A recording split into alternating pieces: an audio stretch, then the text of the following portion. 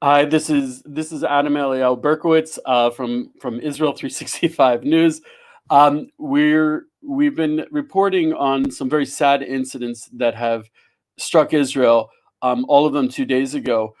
One incident was a horrible terrorist attack that took away a 52-year-old mother of six. Another incident was a car accident that resulted from a police chase, a high-speed police chase that killed a 16-year-old boy from the settlement called Bat Ayin, which is 20 minutes south of Jerusalem. It's halfway between Jerusalem and Hebron. I'm just going to And pull up, Eliel, I'm going to pull up a map for everybody to see so they're able okay, to so see Josh, where we are. so you can even see, we're going to show you a map of where Gush Etzion is. So let's zoom in over here, and you can see Bat Ayin is right here in the middle here. So It's almost exactly halfway between Jerusalem and Hebron. It's about 20 minutes drive south of Jerusalem, in what's called Gush Etzion. And the community is an Orthodox religious community. So we're going to be speaking to the rabbi of the yishuv, who I have a personal connection with. His name is Rav Daniel Cohn, and Rav Daniel is the designated spokesman of the community. So is Rav Daniel with us? There we are. Okay, and Rav Daniel is going to tell us the tragedy that took away Huvia Sandak, a 16-year-old boy from Bat Ayin. So could you tell us what exactly happened, Rav Daniel? We don't know exactly what happened, but from what we've been told, that the police got a report that there was somebody throwing rocks at an Arab car, and so they quickly went to the scene. They didn't find anyone, but they saw these guys in the car, and so they gave chase to them. And during the course of this chase, this high-speed chase, so it's pretty rough terrain. It's not just paved roads. The kids turned off into where they live, which we'll talk about later. And in any case, the police chased, and then from the indications in the field, although it's still alleged, but from the indications in the pictures and what the other kids in the car said, the police car rammed their car, turning it over, and Ahuvia apparently flew out, and the car crushed him. And so the other four boys were injured,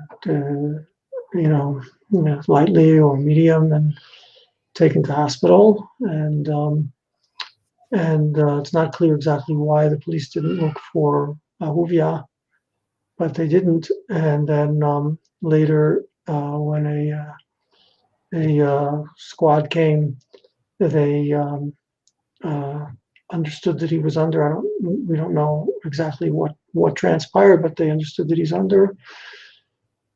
And they lifted up the car, and they found that he had been killed underneath the car. That's the very, very tragic story, and to the life of a very beautiful young man who I knew quite well. Yeah, in small communities like this, people generally watch the families of other kids the kids from other families grow up. These small communities, it's a different lifestyle where everyone is intermingled, where everyone's connected. So this isn't a private loss. I think, if I'm not mistaken, this would be. I lived in Bat Ayin for 15 years. This is the loss. This is a community. That's what you see. Those are all the people. How many families are in Bat Ayin, Rav Daniel? Well, thank God. I mean, when we came to Bat Ayin, there were 6 of us. Now, thank God, we're over 200, 240 families. The picture that just flashed across your screen was Ahuvia up in the left-hand corner, and the scene of his death. There he is. Yeah, not so long ago. Mm-hmm. Wow. You said that where did the accident happen? You said it was where they were living. I don't have exact details of what exactly is the location in relation to where they were. He's one of the boys who was living in this a kind of a very, very, very small little group of houses that was basically built on agriculture and Torah learning, not far from a community called Kochach HaShachar. It could be that we could show a map of where that is also. In any case, that's in the Binyamin area, in the area of Benjamin's place, inheritance. And yeah, it's kind of it's what they call a hilltop settlement, which means that there's usually a number in the tens, maybe, of single guys, sometimes also girls, and a few families. And in this particular case, where they were from is called Ma'od Esther, which they were raising sheep. They had the sheep and some other things doing. Ahuvia himself would spend his day pretty much, he would go and take the sheep out, and between 4 and 7, 8 in the morning. And then he would go learn Torah for about 6 hours. And then he would come back to take the sheep out in the afternoon. That was basically what his life was.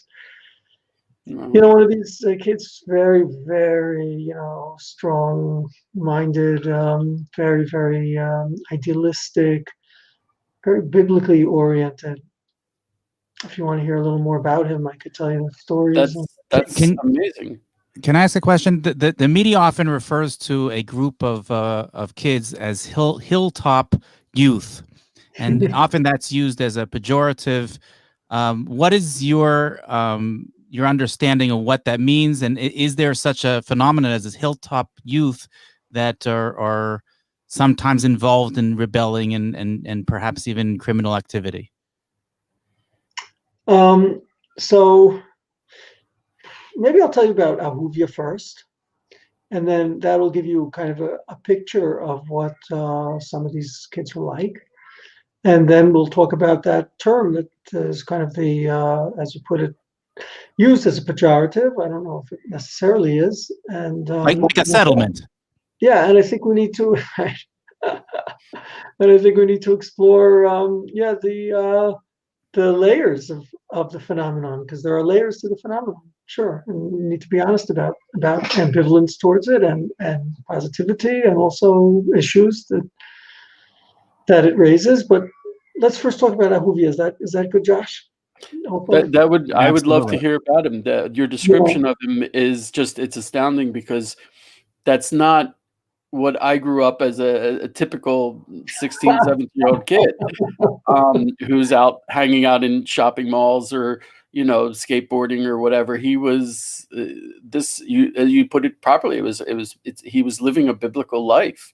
Yeah, definitely. Really a biblical life. These are his friends gathered around the morning, the evening after he was killed, or died rather. And again, you can see this is also not a group of run-of-the-mill teens. These are people who are coming together in a positive way to cope with something that few 16-year-old kids are built for dealing with. So yeah, tell us a little bit more about Ahuvia. He was really, it sounds like, powerfully biblical. Yeah, his dad actually told me yesterday that when he was 3 years old, he asked his father, about if he could read him the Bible. And so his father started with the book of Joshua, reading him the Bible and explaining verse by verse. And then he said, "Lo, Abba, ima nigun." Abba, sing it to me the way, because in Jewish biblical reading, there are actually notations for how to sing it. I want you to sing it. He'd heard it in the synagogue as, what's called the Haftorah, after reading the Torah reading. And so his father started reading to him the Bible, Tanakh. And by the time he was 4 or 5, he said they'd already been through it, 3 or 4 times with that same nigun.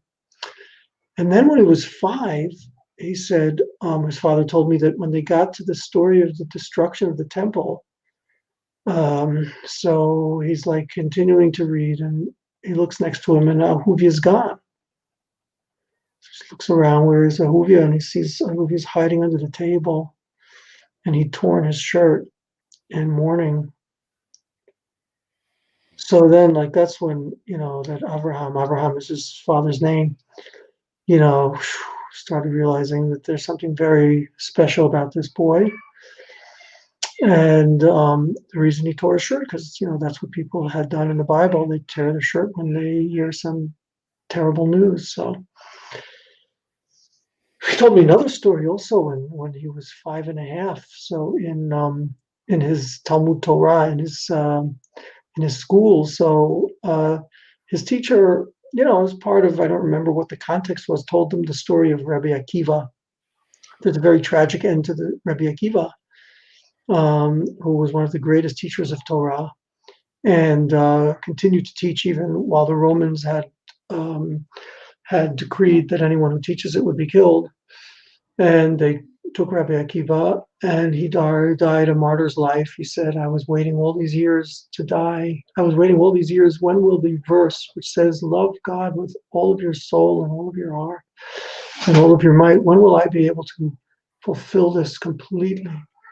And here it is. A student said, like, how can you seem to be in joy while this is happening? He said, but this is what I've been waiting for. And then his life left him when he said, Shema Yisrael, listen, Israel, God is one. And that oneness united him with the oneness of God in that moment. And they told the story in his class. So the kids heard the story as a story, and Ahuvia started crying and crying. He's 5 years old, 5.5 years old.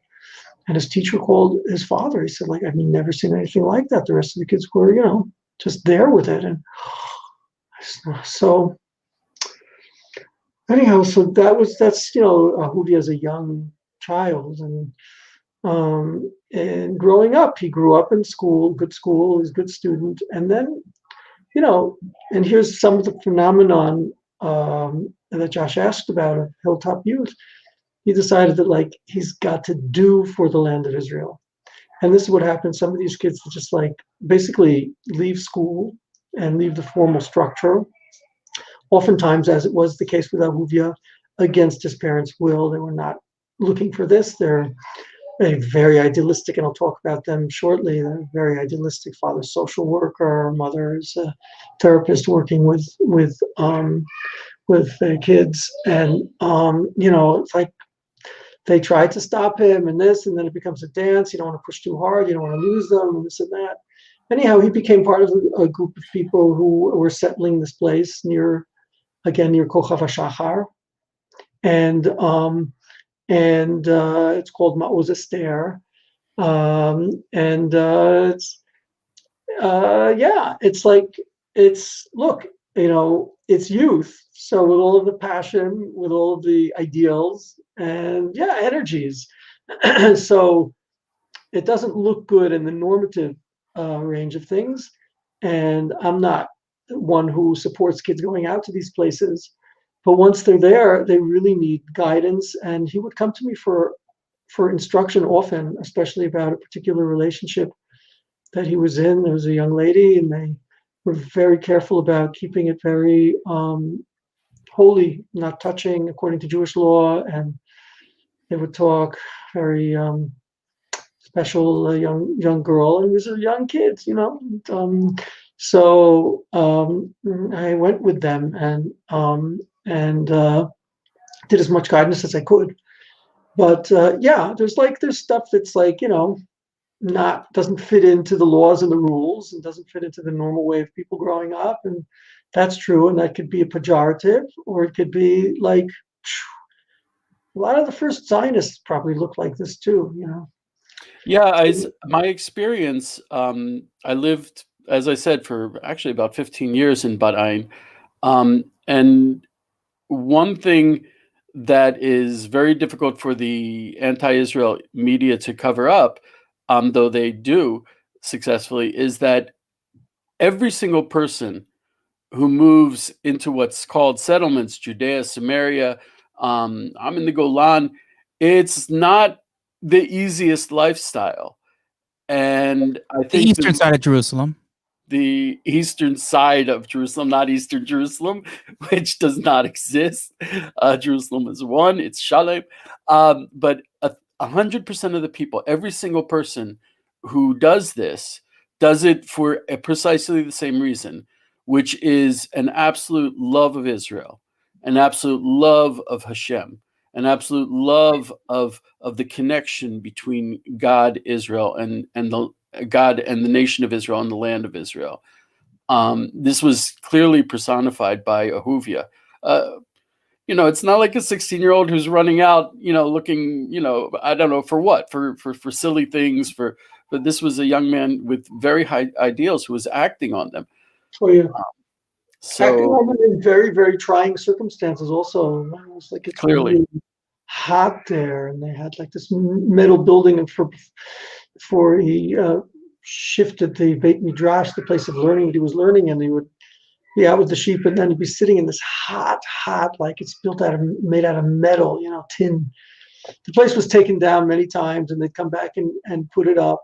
And unfortunately, and this is a really clearly a part of what happened, and where things ended up in the most tragic way. But there's like a lot of, because the government is unwilling to recognize any new settlements really in Judea and Samaria for many, many years.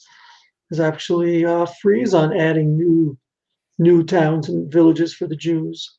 And incredible as it is living in Judea, I mean, you'd think that the Jews would be the first to be able and to. as I said, we're talking about 20 minutes outside of Jerusalem.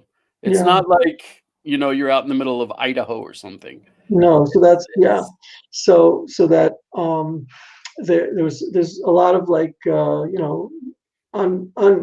unhealthy and banging together against with police and things like that, which gets hot and heated, and that I guess is responding also to what Josh asked.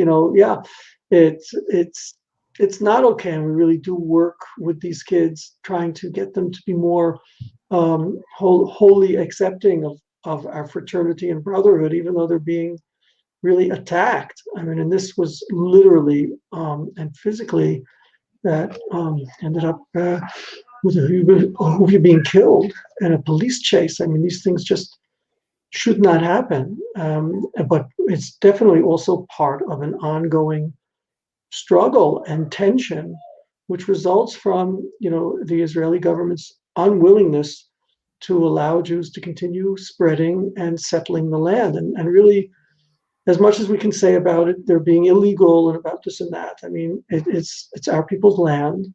And in the meantime, the Arabs build all over the place and travel these places. The Arab houses just keep spreading and spreading. The government does nothing about that. And Jewish houses spreading, boom, like, within days, the army's there to take them down. And so that for me is much more at the root of the issue. But it leads to phenomena which, look, when I talk to my own children, I talk to them about being in a position of leadership, being in a position of being able to really move the settling of our land ahead takes many years of training and learning and studying. And so there's a famous metaphor in the Talmud of person came to a crossroads, and there's not sure how to get to the castle he's supposed to go to. I think I actually learned this with you once, Eliyahu. I hope so. And he met a young boy at the crossroads, and he said, "I need to go to this castle." So the boy said to him, "Look, you can take the long short way, or you can take the short long way." He said, "Well, I think I'll take the short long way." So he went the short way, long way, but it was short. And so he went, and he ended up facing the castle, but there was a moat in between him and the castle. or you can take the long, short way. So he went back to the boy and he said, like, I mean, you told me it was the short way. He said, yes, but I said it was the short, long way. And then, so he went the other path, and it took much longer to get there. But when he got there, he got there. And I think that's really the educational message for our kids in general, that there's a long, short way, and we're on a long path, and it takes a lot of work and investment. But yeah, some of these kids, they want to be on the short path, but it's the long road. I've You know, witnessed I've witnessed over the past and I trace it back to the disengagement, what they call the disengagement of Gaza, where there has been a widening rift of a whole generation that once felt that the government and the police and the army was part of them, on their side, and even if they had to do a very difficult job of enforcing certain laws, they felt that they were on the same page. And since the disengagement of Gaza, I really feel that there's been a widening rift between this generation and the authorities. Do you have the same feeling? Well, not only that, but it so happens, and here you really are on the mark, that Ahuvia was born in Gaza Strip, in Gush Katif, what was used to be called Gush Katif, a group of towns that were in the Gaza, on the Gaza coast, and he was expelled with his family from there, and that left definitely a scar on him and his entire family. So I think that's also definitely there. Definitely there. Yeah. I think you're pointing out something very powerful, which is that there isn't a clear-cut binary answer to what's going on, and it is a social dilemma. I remember after Gush Katif, one of the tragic things was that it was performed by the army. The army expelled the citizens, and Yeah. it was a horrible thing for the government to do, because everyone is so proud of Tzahal, of the IDF, and here they were performing an odious job. And I remember looking at the young men in Bat Ayin who were being drafted at the time, and they had this big dilemma. And even if I was doing reserve duty, what do you do? There was a kind of feeling that you were joining the other side when you put on a uniform.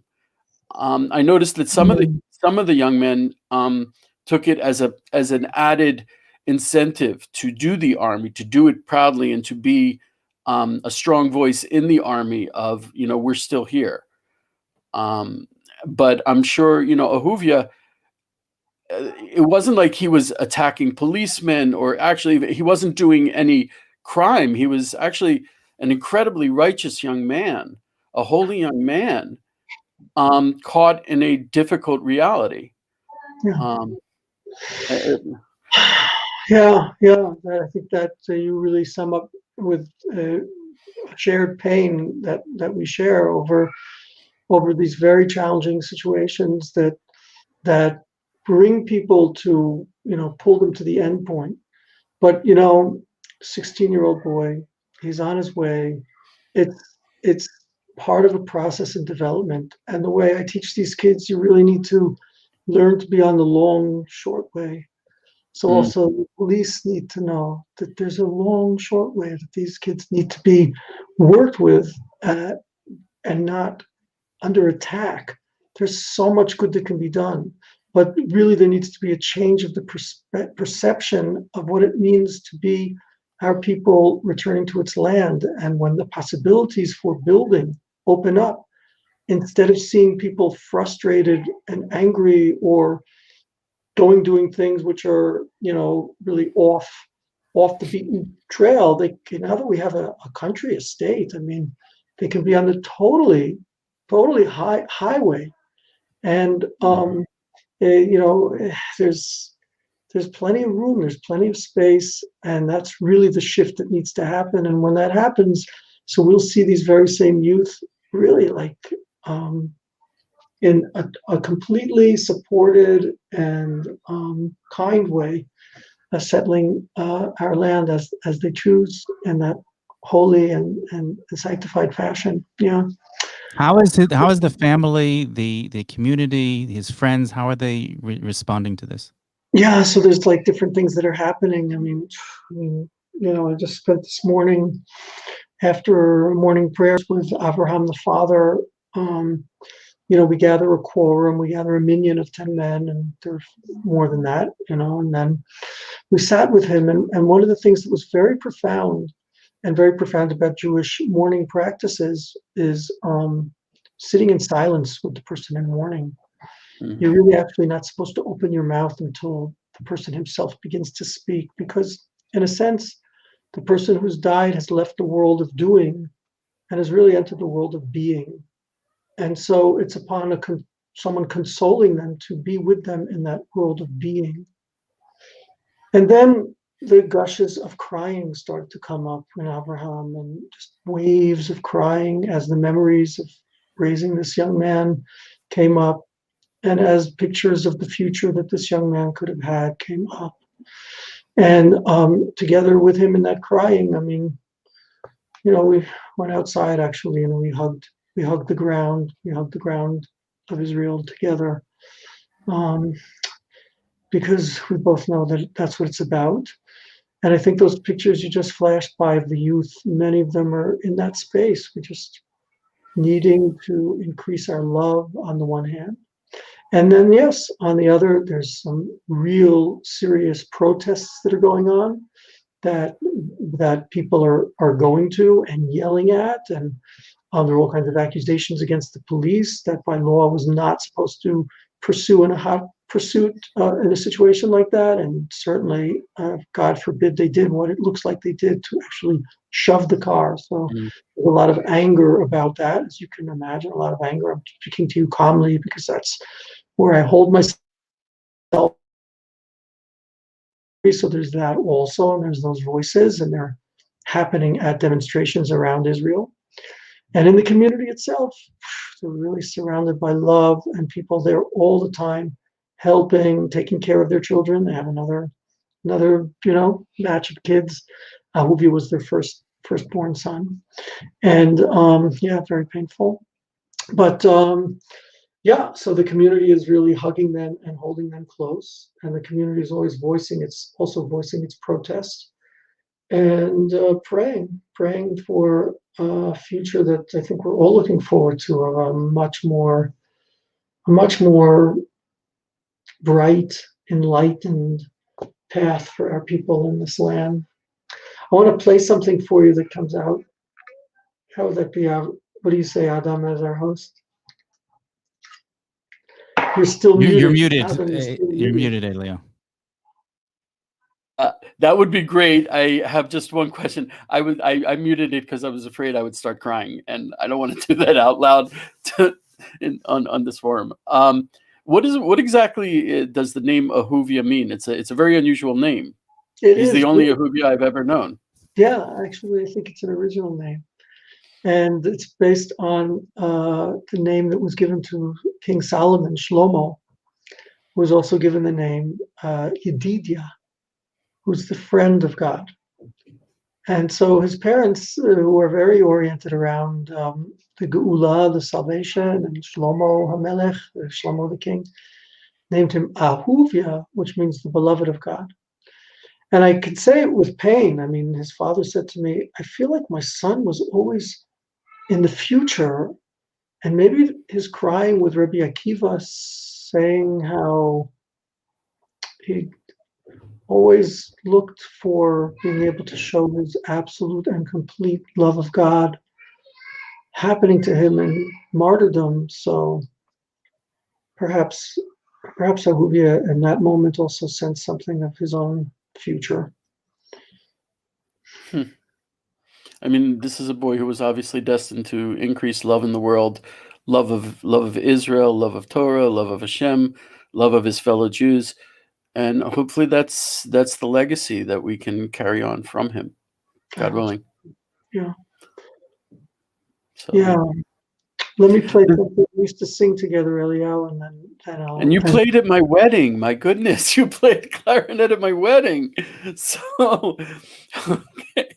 This is the circles. For many people that are watching and may find it unusual. And I myself found it a little bit unusual when I first came to Israel, and I was at a funeral and people began to sing at that funeral. A number of terror victim funerals that I've been at that this has been done. So maybe just before you play it, maybe you can explain what the connection between music and life and death, and what's the connection here? Why are you playing the clarinet? Mhm. Actually, I did play the clarinet at his funeral, and you could probably pick up off of Arutz Sheva, the beginning of the film of the funeral has me playing there because music is a special chamber in heaven. It says in the Kabbalistic teachings, Hechal Hanigun, but it's not only a happy, joyous place.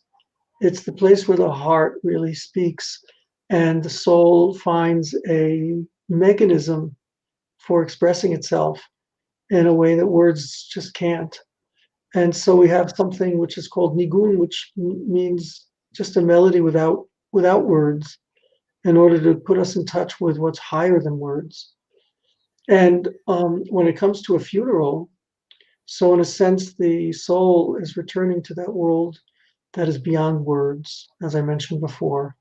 It's more in the space of being with than doing and enunciating. And so it's highly appropriate, and it's mentioned in the Talmud, it's mentioned in the Mishnah, that there used to be musicians who would come and play at the funeral to bring people to cry and to bring people also to connect to that very high space that I'm talking about, that spiritual dimension.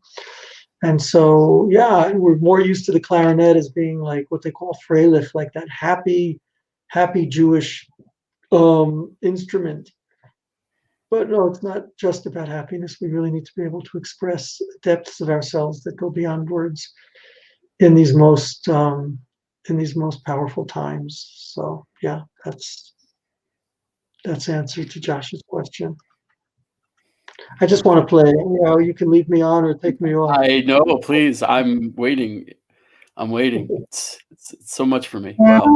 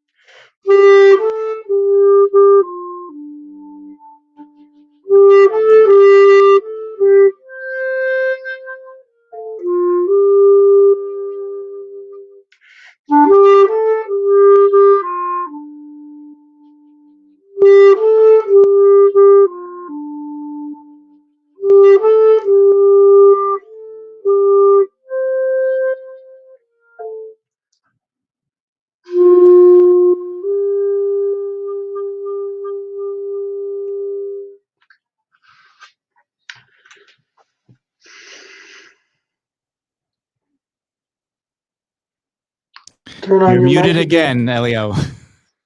I'm just okay, Rob Daniel. That nigun that you just the nigun that you just played has words. It's Psalm 23, if I'm not mistaken. Correct? Mizmor leDavid, Adonai Elohim, Lo Echsal. Yes. It's incredibly appropriate. He makes Yes, me even when laugh. we fall into that valley of death, we will not fear. We will continue. We grow. We will expand. We will bring our people and all peoples to a more enlightened place, thanks to our love and our care for ourselves, each other, and this land. Amen. Thank you for the time.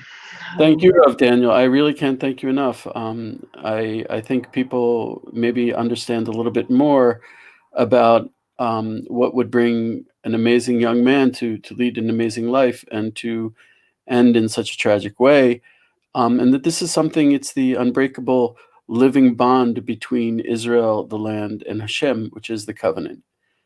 And God willing, this is what's. So I think this would be a good time for us to end, to say goodbye to our listeners. Thank you for joining us. I hope you got as much out of this as I did.